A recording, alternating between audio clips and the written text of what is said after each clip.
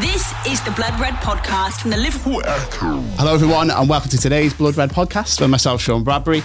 Plenty to get through today. We're of course going to look back at the Atletico Madrid game, bit of a rarity and a defeat for the Reds. Klopp's press conference today, which is plenty to discuss on, and of course a look ahead to West Ham on Monday. Speaking of rarities, I have three collector's items with me from the Echo Sports Desk today. We have one of the Echo's greatest hits, Connor Dunn. Connor, how are we doing? I'm very well, thank you, Sean. How are you? Very well, yeah, superb. We have vintage classic Ian Doyle. I was wondering where that was going, to be fair. I was thinking of a golden oldie or something like that. Yeah, hi. Yeah. Are you doing okay? I'm very well. Are you enthused enough to host this always podcast? Like to think, yeah. Good. Yeah. And we have limited edition Joe Rimmer. I might keep that. I might make that part of my Twitter profile. Yeah. Right, we'll crack straight on. Doyley, you were there. You were in Madrid the other day for a defeat. Well, yes. Not many of them this season. Obviously, you've potted already. You've written loads about the game, but let's just talk about the reaction, because I thought one of your pieces the day after, when you were talking about the reaction of the players, was pretty interesting. What are you expecting from Liverpool now? Do you think they'll react well to this defeat? Do you mean in terms of instantly or in a couple of weeks when they play Atletico? Both. Oh. Well, in terms of now, I can't see it making any difference, to be honest. I mean, I'd imagine that it's been unusual around Melwood the last couple of days simply because they've lost. And that hasn't really happened that much. So, they're all footballers that have lost loads of times in their career, so it's nothing new there. But I don't think it'll affect the momentum or the feeling around the place. You've got to bear in mind, what was it, 25 wins out of 26 in the Premier League? Yeah. Playing West Ham on Monday. It's the next game. Don't think it'll bother them too much. In terms of the Atletico game on March the 11th, I think some of the antics from the Atletico players, less so the manager, to be honest. Simeone's all very funny, just jumping up and around on the touchline, but I don't think he did anything untoward. But there were one or two instances of, we've seen it so many times, and it's something that I know Connor's written a few pieces in recent years. That Liverpool have, I wouldn't say gone anywhere near as far as Atletico have gone, but they've kind of embraced the dark arts a bit. Better. Got better at it. Like tactical fouls and stuff like that, and wasting time. And there's a time and place for that. But I think it was so blatant that what Atletico were doing, it was annoying the Liverpool players. But I don't think it was annoying them to the point where it affected the way that they were playing the game, which is what made the situation and I'm sure we'll come on to it in a bit about Mane, so I won't touch on it there. That's what made that a bit unusual. But overall, I think you look at the last time a team proper wound up Liverpool, I wrote that was Barcelona in the semi-final last year with Suarez and one or two other things, and we saw what happened to them then. I know Barcelona are a completely different team to Atletico, but I would imagine Anfield will be roaring. Anfield will be up for it in a couple of weeks, and this could be something in the end that, because Liverpool have been winning so many games, sometimes losing a game helps in the sense that, okay, they've lost, but they've got a chance to make sure it's not terminal. Even if they'd have lost a Premier League game, it wouldn't be, if we're being honest. But it's a little reminder that, sometimes you need these little, not so much kick up the backside, but a reminder that no one's immortal. Everybody suffers defeats. And if that can galvanise them going into the the final few months of the season, then that can only be a good thing. Yeah, exactly. I was going to say, actually, that's why I think it probably will have an effect on them, just in immediacy as well, because there's no way they're going to want to record a draw against West Ham, who they've defeated so easily at Anfield on the last couple of occasions. And I think they're going to look to make a bit of a statement to be like, look, that was just a one-off, and we're going to head into these next few games, smash everyone, Atletico come call in and carry on. I mean, there's no shame in getting beat by Atletico Madrid either. Their home record in the Champions League. But I know they've not been struggling in the La Liga this season, but what a surprise. They didn't concede at home, and they had very few chances and scored one. That's the way that they always play. And they, there are one or two players who could be back for them in the second game. It'll be interesting to see how they approach it, but Liverpool will definitely be up for it. Connor, staying with you then. Obviously, it wasn't the ideal start for the Reds with that early goal conceded, and I don't think there was a shot on target all night for Liverpool, which again isn't great.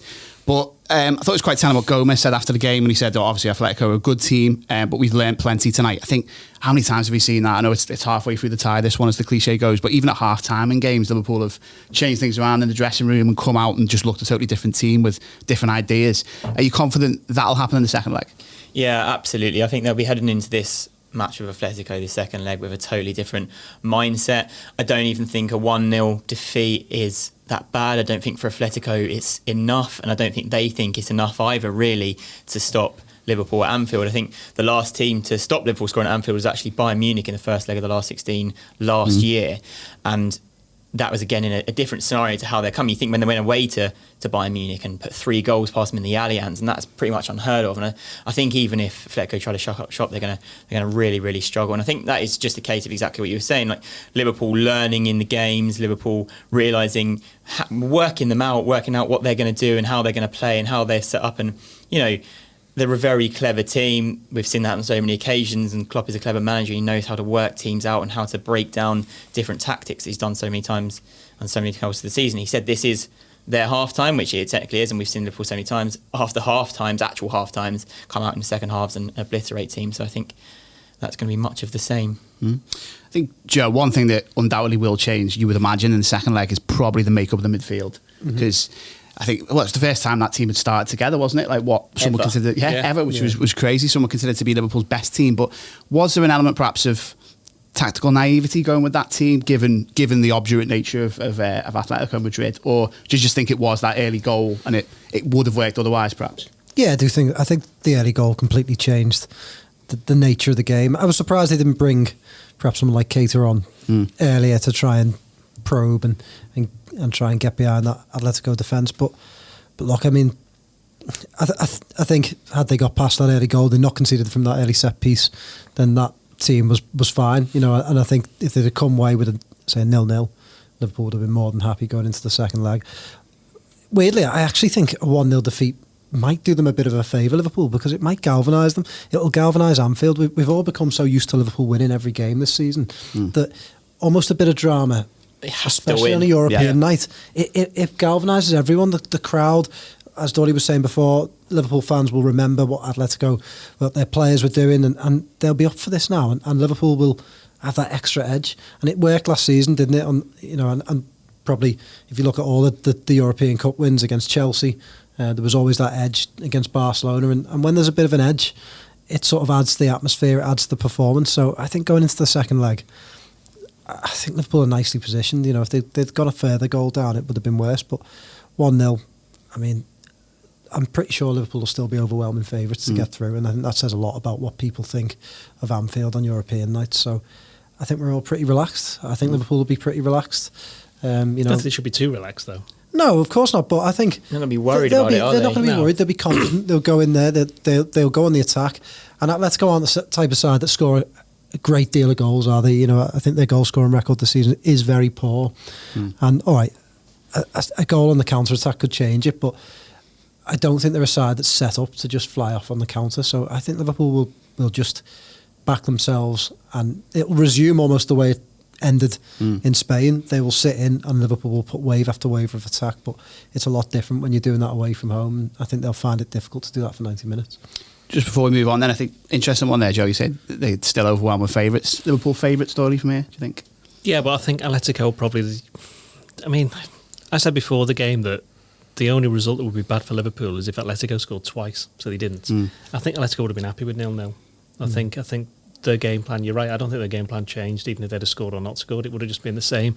They'd have played possibly for a 0-0, and then they'd have gone, right, we can now take our chances. We only have to draw 1-1 in the second game, and we're through. And the one thing they're good at is not losing. We talk about the lack of goals, and fourth place in the league, and they've not won a lot of games, but they've drawn a lot, and they haven't actually lost that many. So it's not a worry for Liverpool, but that they'll know. Liverpool will know that while they're all saying this is not over, and it isn't, that this will be, in terms of actually scoring goals, it'll be harder than playing Barcelona, I think. If Liverpool get 2, if Liverpool get 3, they're definitely through. Yeah. 2, and then it's all down to the defence. I think that's my one concern. Connor Doyle mentioned Barcelona there. Do you think Atletico are a team that can be blitzed in the way that Liverpool have done to Barca, to City, to Roma and others? They are obviously a very good defensive side, and they set up to play that way, and they're very used to playing that way, and that is Simeone's model, isn't it? But I think, the fact they've fallen away a bit in La Liga, they're out the Copa del Rey, teams have beaten them in knockout competitions, teams have beaten them this season on occasions. It's certainly not impossible, and you think with Liverpool being the best side on earth, with the best attack on earth, they would quite happily have enough to take Atletico out. It sounds like a cliche, doesn't it? But anyone can be blitzed at Anfield. We've seen it. We've seen it too many times before, and it. As I say, I think the game will resume the way it ended in Madrid, and it's it's all well and good doing that at home, but when you're doing it against Anfield, when the referee started he'll give things the other way now because the crowd will be on top of him. And, I just think it's a totally different prospect. Atletico won't be able to play the same game, particularly with the officials as they did at the Wanda. They won't be able to go about things in the same way. They won't be able to do things the same way. It's going to be a totally different game, and I think that will make them struggle more. I think two things to remember, though, is the first thing is that Atletico were 2-0 up against Juventus this time last year in this competition. They lost 3-0 in the second leg. Yeah. So that must be playing on their minds, certainly if Liverpool score early. In the same way that with Barcelona, they had the Roma experience, didn't they, the previous year when they came to Anfield. And the other thing is something I completely forgot. Come back to me. Okay. That was a very short space of time to forget your second point. I was just so concentrated on that answer. No. I remember what it was. Right. And we'll go back to you. No, I've remembered it now, yeah. Atletico Madrid, their players were obviously... There's a lap of honour after the game. I'm not sure whether you saw that on television. But, fair enough, they have beaten the world and European champions and runaway Premier League leaders. That's a very good reason to celebrate. But the last time a Spanish team beat Liverpool away and had a massive celebration was 1-0 was Villarreal in 2016, and Klopp was not happy with that, and I think he used that as part of his build-up to get the crowd whipped up and to get the players as well. And I'd imagine even if he doesn't come out and say it, although he will because we'll make sure we ask him before the game, is that will get used in the team, in the briefing, in all the team talk before the game. It must be, because they'll be, the players, as you said, they were a bit irked by some of the ways that Atletico Madrid approached that game. Right, well remembered, and a great point. Connor, it was worth the wait. Yeah, but absolutely, yeah. Con, you're at the press conference today. Various bits to discuss here. Henderson news, first of all. Klopp said it could have been worse, but expected to be out for a few weeks. How significant do you think this is going to be? Really bad news, or can the Reds deal with it? Yeah, well, I think Klopp used the example of Harry Kane. He was saying that Henderson has a hamstring injury, which we all knew, and he said there's quite a lot of hamstring injuries around the Premier League right now, and he's not wrong. Harry Kane is obviously one of those, but Harry Kane's is a lot more serious than Henderson's. Obviously, Harry's out until the end of the season. It looks like he might even miss the Euros, whereas Henderson, Klopp said, is going to be out for around 3 weeks, and Liverpool still count that as lucky, and maybe in terms of the nature of the injury, it is, and that obviously... The next few games in the Premier League, I don't feel like Henderson will be missed. Where it will come down to a race, and what I wrote earlier, and Doyle pointed out to me, was that it's going to be a race to get him back before Atletico in 3 weeks' time. He will obviously be chomping at the bit to play in that game, but he will have to be at 100% ready to play in the game because it's going to be fast and fierce and ferocious. So I don't... A little bit of podcast alliteration. Thank you, Mr. Tabloid.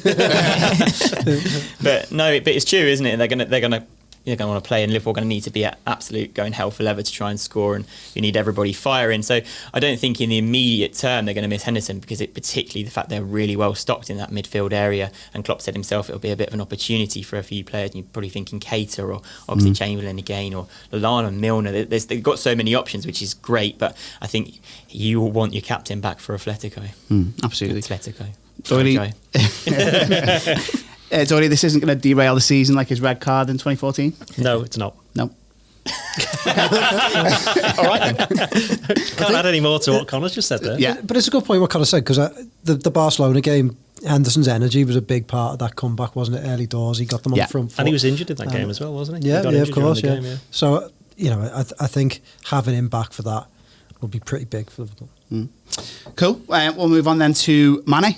Doyle, you signposted this earlier. Klopp was surprised at the reaction. Me. Yeah, you didn't ask the question. Anyway. Talk us through that then. What did you make of Klopp's comments today?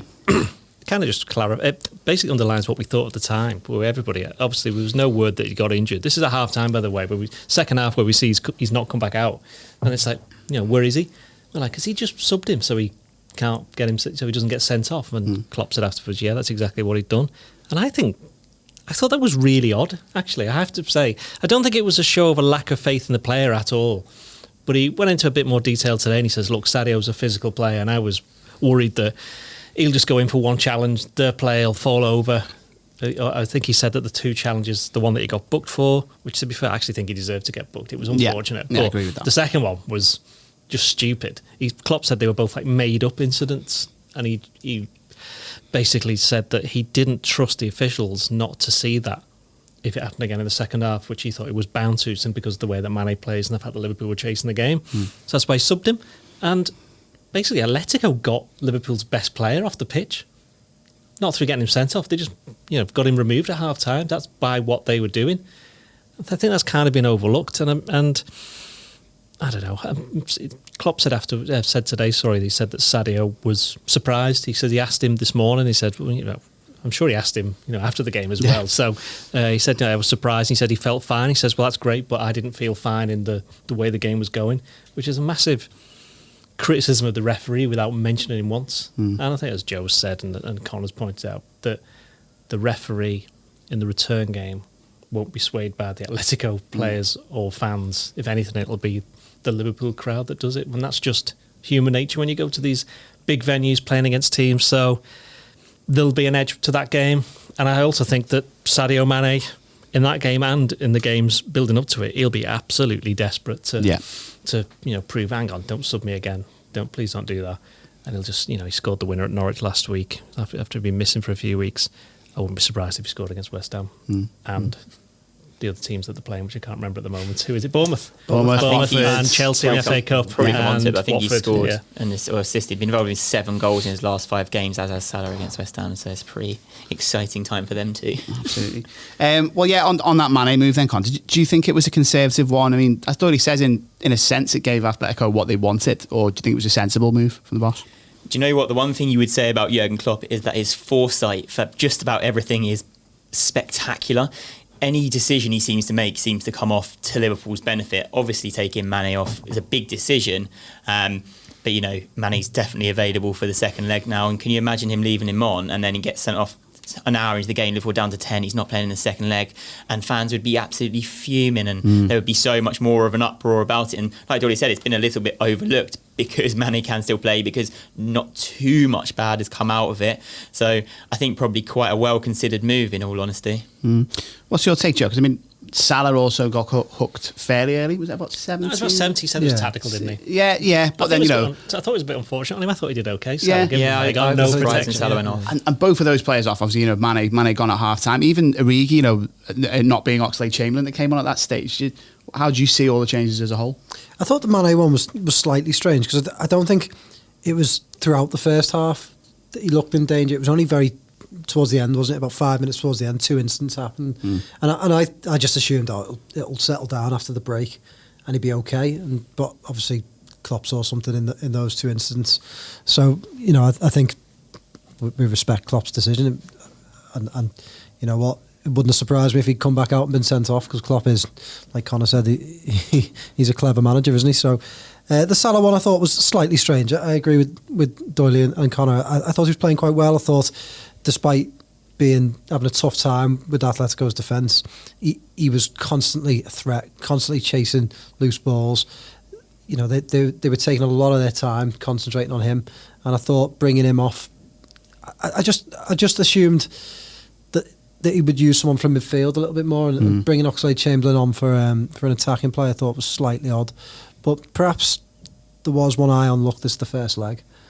There's no, going into half-time, essentially in the tie, 1-0, isn't the end of the world. So perhaps you don't overcommit and start piling on attacking players left, right and centre and risk going 2-0 down. So I did think the Salah one, I thought Salah was the stranger of the 2 substitutions, if I'm honest. Yeah, I think that's fair. Right then, we're moving on to West Ham. Doyle, Klopp was obviously asked about Monday night's opponents in his press conference. I thought he was a little bit generous to them, because he was obviously asked about the City game.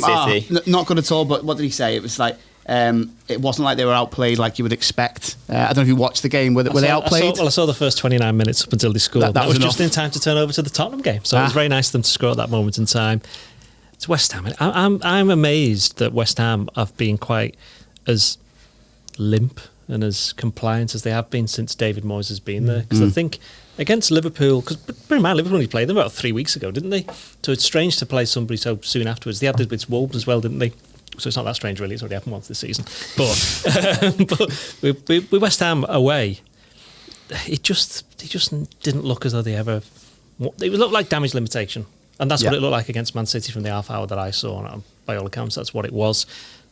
Whether Moyes is looking at, right, we've got next to no chance of winning any of these games because they've got quite a few tough ones. We've got to concentrate on getting players back fit and getting them into some kind of rhythm before we're then playing the games that we think we've got to win. I mean, we've seen Moyes' teams come to Anfield when he was manager of Everton, and I think it was with the exception of the Gerrard hat-trick one, they were never ever absolutely tonked, were they? I mean, you sort of, since then, Martinez has got beat 4-0, and what was it? Silva got beat 5-2. There was another 4-0 in there as well. He was manager then. Was that Silva? Was that Martinez twice? That was the Lucas shot game, yeah. wasn't it? So they've had 3 heavy defeats, but that was when Moyes wasn't there, and he would never really allow. So I can't see Liverpool winning 4 or 5-0 here. I think it'll be yet another, like Norwich, bit of a struggle. Everybody behind the ball, try and play your way through. But you're right. You look at West Ham's record, and lately they don't score. I think they've got something like 4 away goals in the last 9 away games, which is, you can see now. They're just like somebody else said that they're sleepwalking towards relegation, and it looks as though that's what they're doing. How do you see it, Connor? Because I mean, they are in the relegation zone. I think 18th, aren't they, as it stands ahead of the weekend's games? Have they almost got to approach it a bit more boldly on Monday night? Yeah, I think Klopp made an interesting point in his press conference actually when he said that West Ham can't afford to waste any more points, and that is absolutely right. Every single game for them from now on out is vital because they are well and truly locked in that relegation battle. But I think he was trying to coax them out a little bit. You want to have a bit of a go? So we can attack you, possibly. But you think you watch them and go, I watched them a bit against City, and they just looked like they weren't really there. I think City passed them to death, had over 1,000 passes, but I don't really expect anything other than that from West Ham against Liverpool because they haven't won at Anfield for since 2015, was it? It's not long ago, was it? Yeah, no, but then before that, the Lovren turn. That's still 5 years, and then before that, it's got to be an absolutely. I actually can't remember, but so I think, like Doyle says, they're probably looking at these couple of games and thinking these aren't the ones where we need to go hell for leather, trying everything we can to try and get a point out of Liverpool at Anfield because it's not really the place most teams come and try and take points. But I'm expecting a bit of a difficult West Ham and a well set up West Ham, but I would be surprised if the likes of Salah and Mane didn't get a goal each. You got Antonio playing though, and he loves playing against Liverpool. He didn't play in the first game last month, so I think he'll be one that they're going to have to look out for. Joe, do you think this is the ideal game for Liverpool to react to the defeat to, or do you think they'll be difficult? Not really. I think it's just another difficult Premier League game. I think Liverpool will get through it. Like Doyle, I think it will probably be a bit of a drab sort of West Ham sit-in. Liverpool have to break them down, but I think they will do.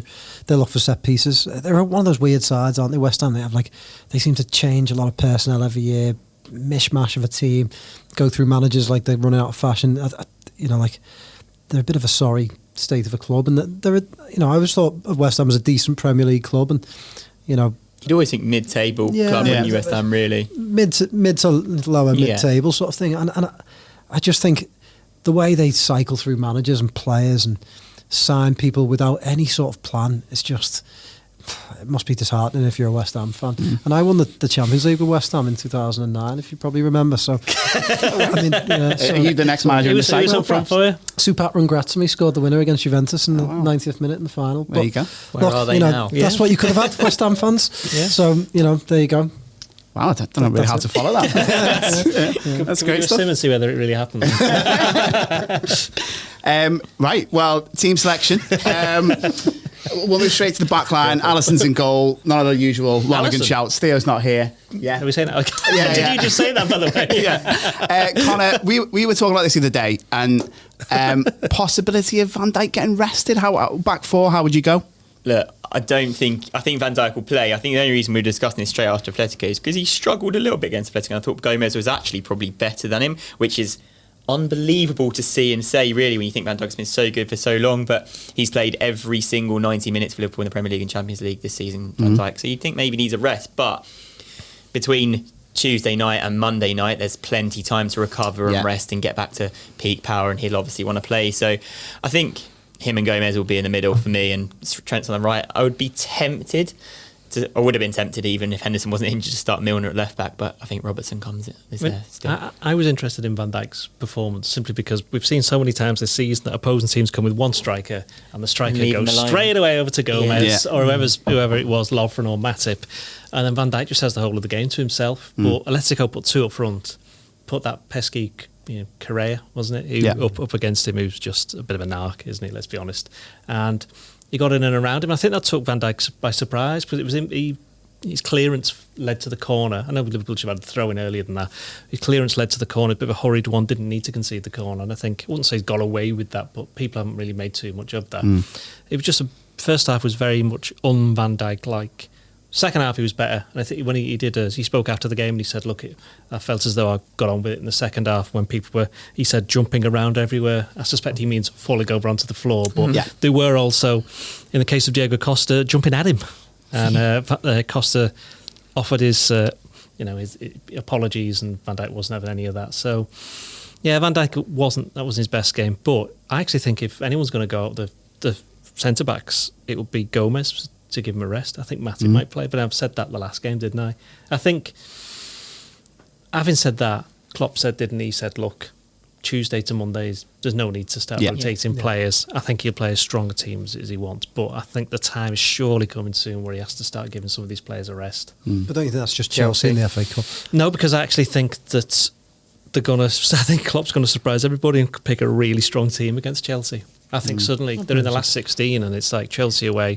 Well, we're here now. We may as well leave it can't you pick Matip and still pick a really strong team? Well, no, because you could play Matip at one of the two league games either side. Was that Watford away, Bournemouth at home? I think there's we're coming up to maybe not the West Ham game. I think the games that are coming up after that are the ones where we might see like Lovren's playing against Bournemouth at home, Matip's playing against Watford away, or something like that. Milner's playing left back in one of those games. I think West Ham, when you've got a team that are looking for set pieces and crosses, and Van Dijk's I wouldn't $1,000,000% going to play, and I think Van Dijk you don't mess around with the back four. I don't think for this. So unchanged for you.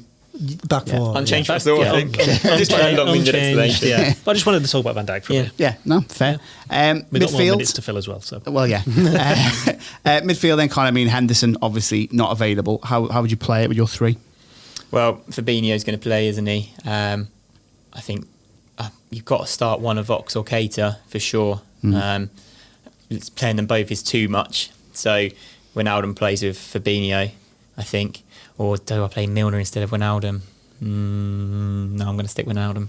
I was tempted. Well, I did say my team selector on the Echo website that Milner would start ahead of Wijnaldum for Atletico, and I actually still think he should have. I think he has a little bit of that nitty-gritty attitude Liverpool probably needed a bit more of on the night. But I think Ginny plays for a bit of more like continuity and more stable midfield with Fabinho, more like used to it, because obviously Milner's just come back from injury and hasn't had a lot of game time.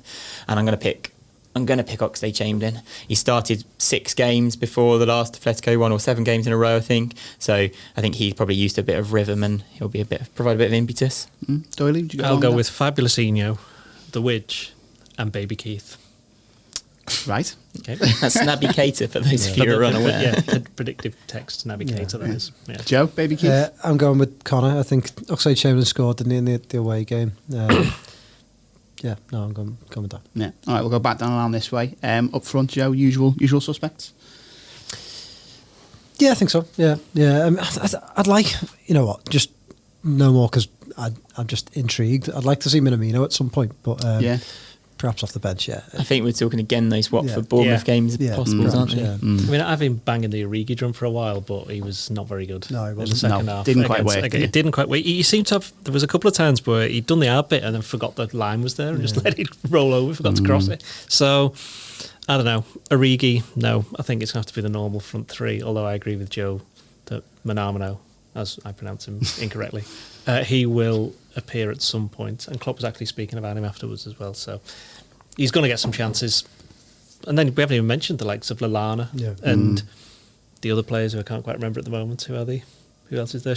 Everyone possibly. He's injured. That was interesting. That came out at the press conference as well, is that basically Klopp just said we have no idea when he's going to be back. Have to take it slowly and wait. Yeah, he said it wasn't a bad one, did he? He said it was a difficult one. It must be difficult. He's hardly played all season. Nowhere near team training. Yeah. It's a strange one with him, isn't it? Because you think the last time he started was the derby, played pretty well, scored, And it is a shame because he played a minute at Spurs, and that's it. Yeah, he played a couple. He came off. He started one of the games in the Club World Cup, didn't he? He started the semi-final. Yeah, then he came on in the final for the last second. So it's just a shame, isn't it? Because I think we would have been talking about Shaqiri for games like this. And he'd be a strong option for Chelsea. He'd be a strong option for either those Watford or Bournemouth games.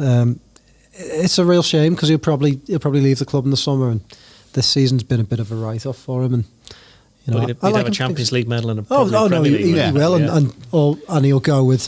I think everyone will give him a big cheer if he comes back. But it's just a shame because I just think he's a good player and he could have played a part.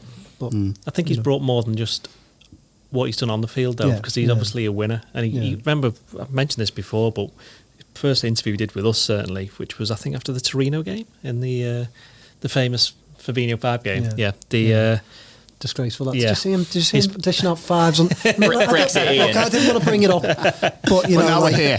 Seeing as we're here, I mean, the other night, 5 out of 10. Wow. Yeah. I mean, 6s as well.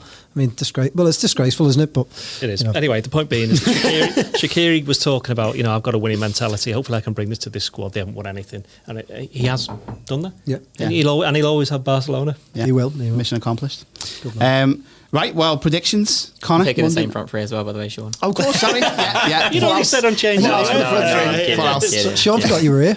Again. Just to let all the listeners know, he didn't actually want me on this podcast. I was trying to let him get home on time, this is but true, this is true. You didn't want him, did you? Doyle insisted he work over his hours, but it's fair enough.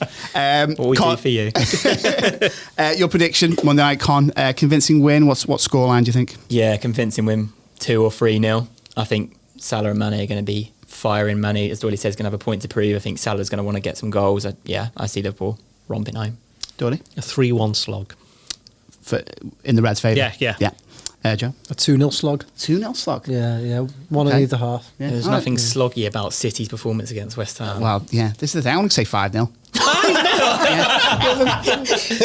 Christian. He's back. I feel as though we could win this game 8-0. 8-0. That was the famous 2-2, wasn't it? I can't wait to see it. I think this is going to be a true reaction. Well, we will see. Yeah, we'll be back probably Tuesday. The game Monday night. So yeah, you're looking at Tuesday Blood Red to see if they do really win 5-0. So yeah, thank you for listening, and we'll be back on Tuesday. Hello everybody and welcome to today's Blood Red podcast with myself, Sean Bradbury. Plenty to get through today. Hello everyone and welcome to today's That was me. I'll start again. Hello everybody and welcome to today's Blood Red podcast. Okay, third time. You've knocked your thingy. Oh no.